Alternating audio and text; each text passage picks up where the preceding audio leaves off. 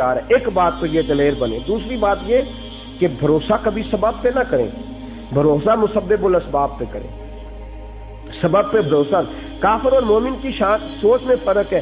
کافر ہے نا، اس نے نوکری لینی ہے، وہ نمبر اچھے لیے، اس نے پھر درخواست لکھی، پھر سفارش کرائی، پھر وہ صحیح طریقے سے پیش ہوا اپنے آپ کو، لیکن اس کا سارا بھروسہ درخواست پہ ہے، ڈگری پہ ہے، سفارش پہ ہے.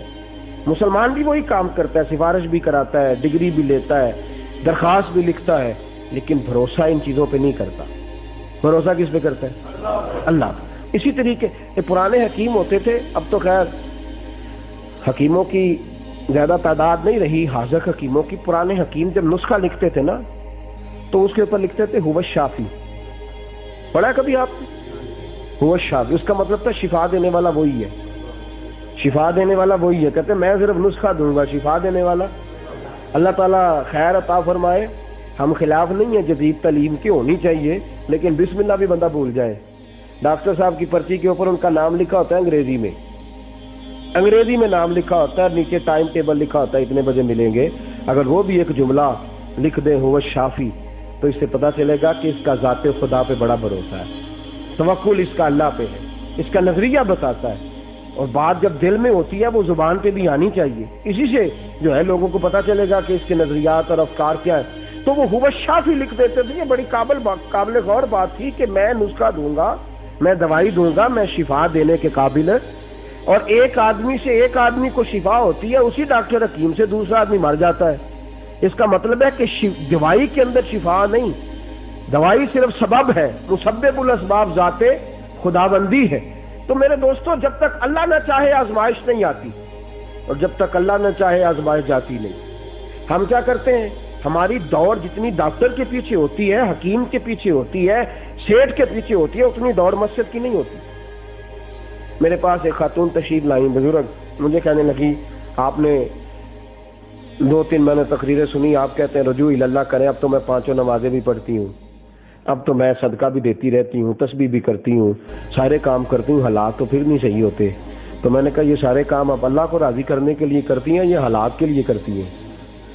غور فرمائے نا. ہمارے لالچ کا انداز دے کے تسبیح بھی پڑھنی ہے کہ روٹی میں برکت ہو، کیسی سے آتی ہے؟ سبحان اللہ سبحان اللہ 100 دفعہ کہنا ہے کہ میری روٹی مجھے پیسے آئیں. کیا کر رہے ہیں ہم لوگ؟ ہم لوگ مسجد کی حاضری دیتے ہیں اس لیے کہ مجھے دولت میسر آ جائے، بس صدقہ خیرات دیتے ہیں. یقین کریں، آپ ناراض نہ ہوئیے گا، میں سینکڑوں ایسے لوگوں کو دیکھتا اور سنتا ہوں، پریشان ہو جاتا ہوں. معاذ اللہ تعالیٰ، بڑی سخت بات کرنے لگا ہوں، معاذ اللہ ہم صدقہ اس لیے دیتے ہیں کہ ہمارے کاروبار کو کوئی نقصان نہ پہنچ جائے. اتنا غلط عقیدہ کہ معاذ اللہ آپ نے پیسے نہ دیے تو اللہ تباہ کر دے گا. کہاں کھڑے ہو گئے ہم جا کے؟ اللہ کے ساتھ جو بندہ مومن کا رشتہ ہے وہ یہ ہم نے بنا لیا کہ ہم نے 2, 4, 5 ہزار روپیہ دیا کہ او میرا کارخانہ نہ کہیں تباہ ہو جائے، کہیں فلاں نہ ہو جائے. کیا کر رہے ہیں آپ؟ ٹھیک ہے صدقہ تو رد البلا، صدقہ مصیبت کو رد کرتا ہے، لیکن اللہ تبارک و تعالیٰ اپنے بندوں کو معاف کرنے والا ہے. اللہ اپنے بندوں کو جب صدقہ دے تو اللہ کو راضی کرنے کے لیے دے. نماز پڑھیں تو اس کی رضا کے لیے پڑھیں، وظیفہ پڑھیں تو اللہ کو یاد. یہ کیا بات ہوئی کہ وظیفہ پڑھا تھا تو برکت نہیں ہوئی، وظیفہ پڑھا تھا تو کام کو نہیں چلا، میں نیک ہو گیا تھا تو پھر بھی دکان میری بند ہو گئی؟ کیسا ہم نے مزاج اپنا لیا ہے؟ میرے دوستوں، خدا کے ساتھ تجارت نہ کرو، اللہ کے بندے بنو، مزدور نہ بنو. مزدور ہوتا ہے جو کہتا ہے میں نے اتنی مزدوری کر لیا پیسے لا، یہ مزدور ہے. مزدوری والا معاملہ نہ کرے. بندہ جو ہوتا ہے وہ بندگی کرتا ہے. تو پریشانی کا سب سے بڑا مسئلہ یہ ہے کہ ہم جو ذکر فکر عبادت کر رہے ہیں وہ پریشانیاں دور کرنے کے لیے کر رہے ہیں، اللہ سے رشتہ مضبوط کرنے کے لیے نہیں کر رہے.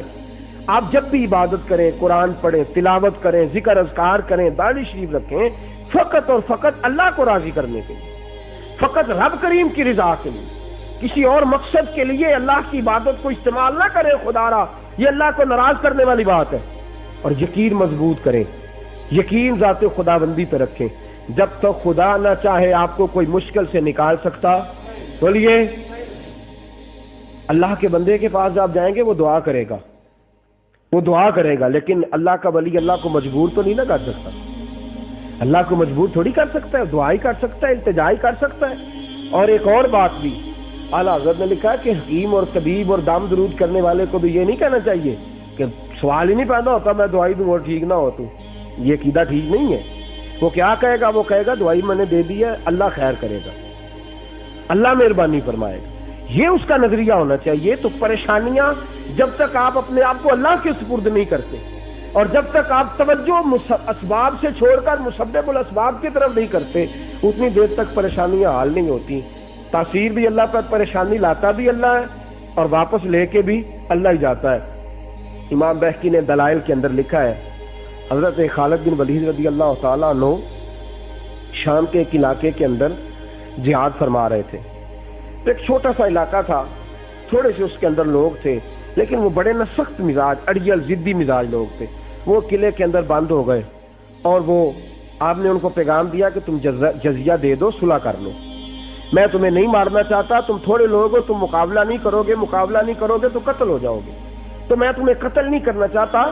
تو حضرت خالد بن ولید رضی اللہ تعالیٰ عنہ، یہ ہے مسلمانوں کا جہاد کہ وہ کٹر کافر بھی ہو تو پھر بھی وہ کہتے ہیں ہم تمہیں نہتے کو مارنا، یہ پتہ نہیں کون سا اسلام ہے کہ بچوں کو مار دینا، راہگیروں کو مار دینا، مسافروں کو مار دینا اور کلمہ پڑھنے والوں کو مار دینا، اسلام کا نام لینے والوں کو مار دینا، یہ پتہ نہیں کون سا دین ہے. اور پھر مسلمان کیوں بگویم با مسلمان نمبل ارزم، یہ مسلمان ہیں جنہیں دیکھ کے شرمائیں یہود. حضرت خالد بن ولید رضی اللہ تعالیٰ عنہ نے فرمایا تم نہتے ہو اور ہم نہتوں کو نہیں مارا کرتے، تم تھوڑے ہو، مقابلہ نہیں کر پاؤ گے، اس طرح کرو کہ تم جزیہ دے دو، صلح کر لو، ہمیں تم اتنا ٹیکس دینا، ہم تمہاری نگہبانی کریں گے، حفاظت کریں گے، مقابلہ تم کر نہیں سکتے. انہوں نے اپنے سردار سے کہا، سب کی رائے، جتنے وہ لوگ تھے، رائے یہی بنی کہ ہمیں جزیہ دے دینا چاہیے، ہتھیار پھینک دینے چاہیے، ہم مسلمانوں کا مقابلہ نہیں کر سکیں گے. لیکن وہ سردار صاحب کہنے لگے مر جانا ہے، غلامی کی زندگی نہیں گزارنی. اپنا مزاج ہے، اڑ گئے. انا تو جھوٹی بھی بری ہوتی ہے، سچی بھی بری ہوتی ہے، تو کوئی جھوٹی بنا لے تو بڑا خطرناک ہے.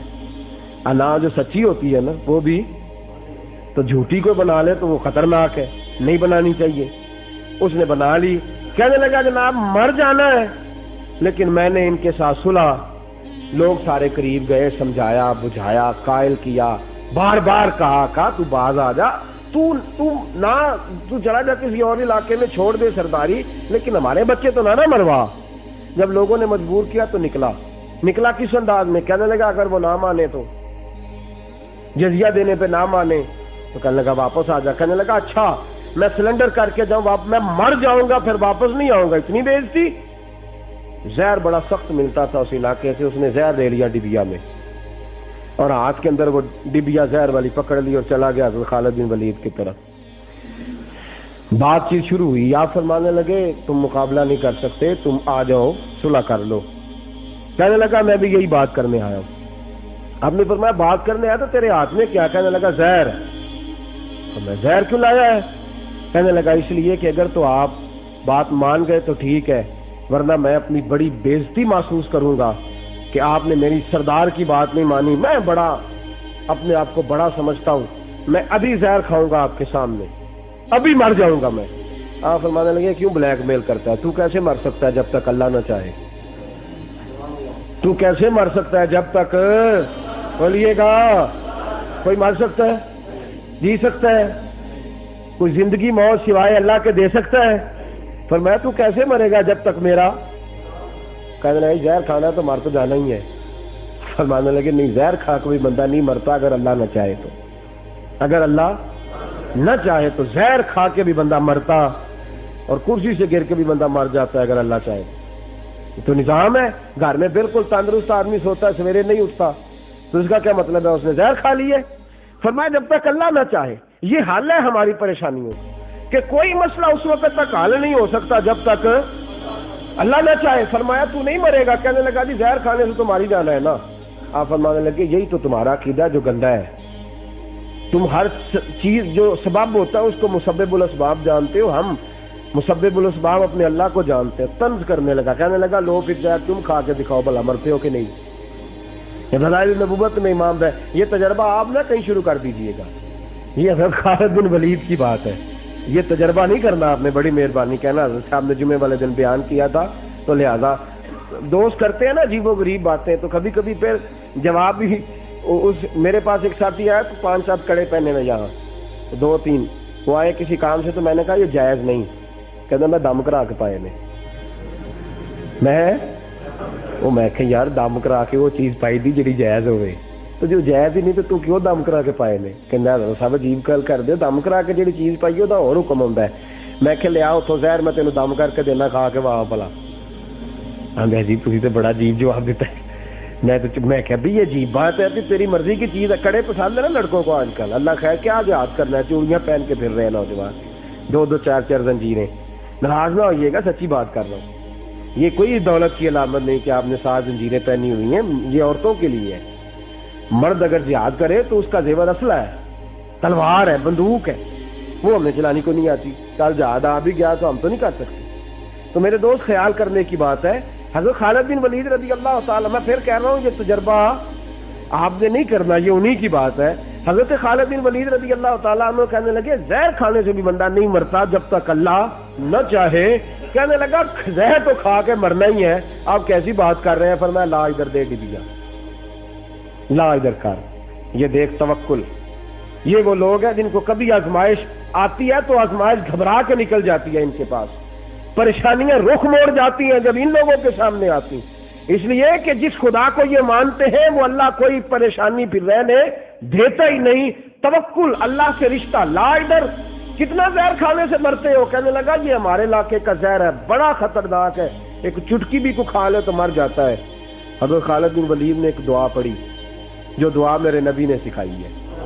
حضور نے فرمایا یہ دعا پڑھ لو، کھانے میں کوئی چیز بھی ہوگی تو تم پر اثر بسم اللہ الذی لا یضر مع اسمہ شیء فی الارض ولا فی السماء وہو السمیع العلیم۔